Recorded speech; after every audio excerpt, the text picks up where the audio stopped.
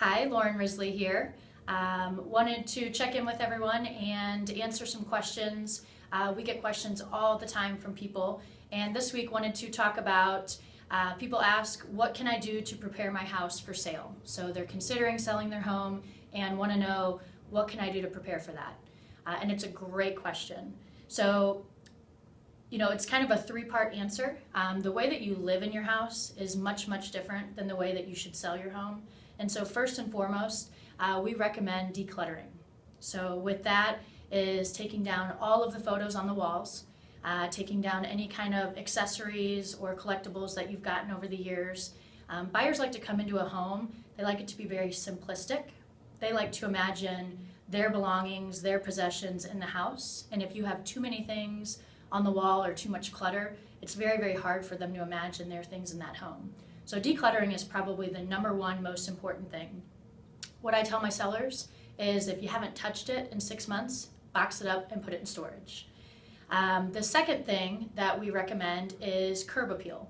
So with the internet, now everyone has the opportunity to see your home before they actually walk and tour your home. And so anything that's going to attract them to your house is going to be beneficial.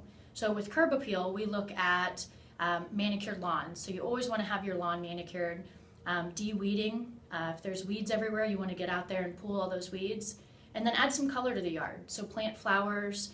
If you plant flowers, you got to make sure you water flowers or have someone maintain those. But anything that's going to be a really good curb appeal is going to be beneficial for you selling the home.